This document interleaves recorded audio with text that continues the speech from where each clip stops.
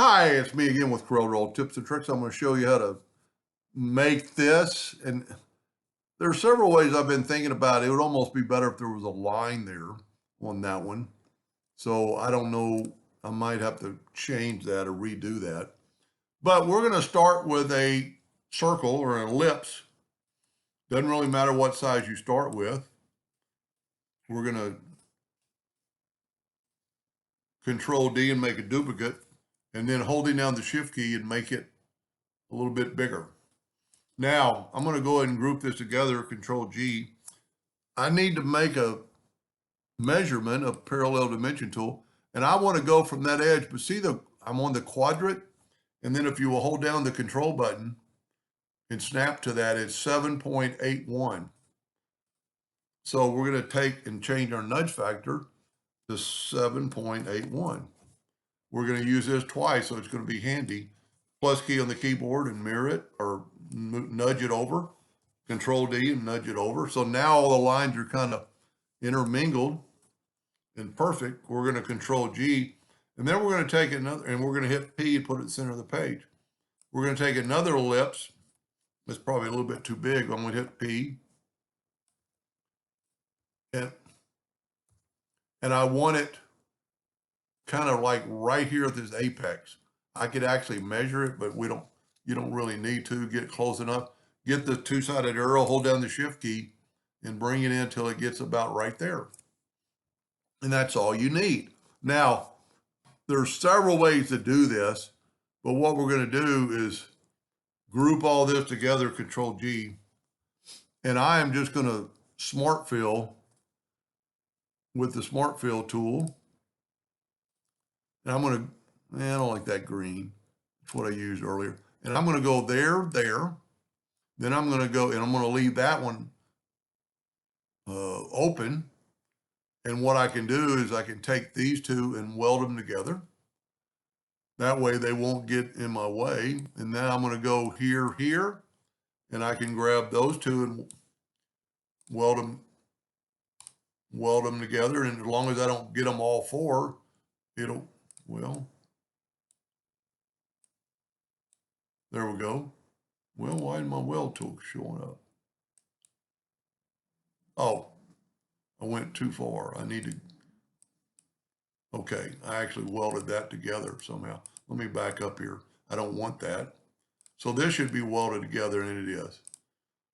Then what I'm going to do, take the Smart Fill tool and hit that and that. Now, as long as I don't touch that other one, you can see I've got two objects. I'm going to go up to weld and weld it. This would almost be a good place to make a hotkey for the weld, so you wouldn't have to keep going up to here. But I'm going to weld it. I'm going to do one more. And it's like I said, as long as you don't select all of them, see, and well, you can shift select that. Well, let's look at this. Shift select that, two objects selected, and weld them. Now we can move this out of the way. And let's left click, right click, and that's what we have. Now we're going to take this and Control D and make a duplicate and rotate it 90 degrees. Well, excuse me, 45 degrees. And we got that right there. Now, if you'll take a screenshot of this, it'll actually kind of help you. I'm going to make it bigger. And I'm going to group it all together. I'm going to hit G to group, and then I'm going to hit P to put it in the center of the page. That's why I can keep moving this out of the way when I want to. So if we kind of look at the picture, it's actually backwards from what I would want. So I'm going to mirror it so it looks more like our graphic here. And really, I think it would look better with a line there, but we're going to do it like the first one.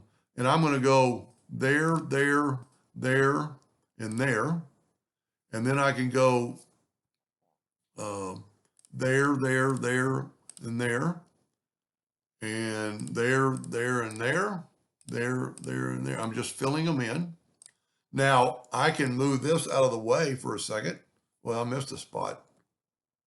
What did I miss? Oh, I don't have that spot right there. And that spot right there. There we go.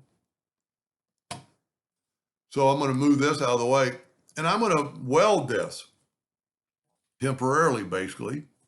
And now I'm going to move it back up, and I'm going to fill the other in with other color. And I'm going to get my, we'll just use the blue for the video. And just fill everything else back in. Now, in just a second, we'll be able to nudge the orange out of the way, excuse me. Norm, put that out of the way. We don't really have to weld this, but I am.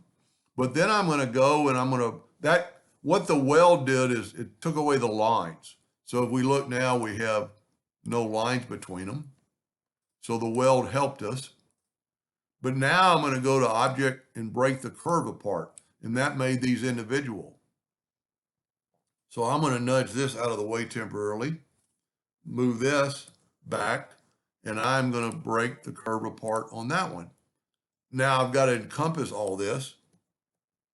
And why that did it is because we can't, it would be nice if we were just going to leave it like that, but we're going to interactive fill tool. So what I can do is I can actually take this one away, this one away, this one away. I'm going to bring in indexing lines and put them in the center of the page. And I've already got them in there. And I'm going to take this blue one and I'm going to go to interactive fill tool and I'm going to make it look dark, like it's going underneath that. We don't want too much, so I'm going to slide that out more. Now, to make them all the same, I can Control D, Alternate C to make it rotate from the center of the page. And now I can rotate that 90 degrees, Control D, Control D. Same thing here, I can get rid of these. This way, your interactive fill tool is doing the same thing every time. It's at the same angle. So I don't know how that happened. There we go. Put a little black in this. You don't want too much. And this would be also a good one to do a clone. So Control D to make a duplicate, Alternate C to have it rotate from the center. Well, I messed that up. Control D, Alternate C, and that put it in the center. And I'm going to rotate this 90 degrees, Control D, Control D. That's all that's to it. It's pretty cool, pretty easy. Let's put a black box around it and make it really stand out. Just go to black, go to Object, Order, back a page. And the black really makes it stand out. I still think it might be better if I would have left that line and maybe shadow that too. Anyway, I hope that helped just a little bit. Thank you for watching.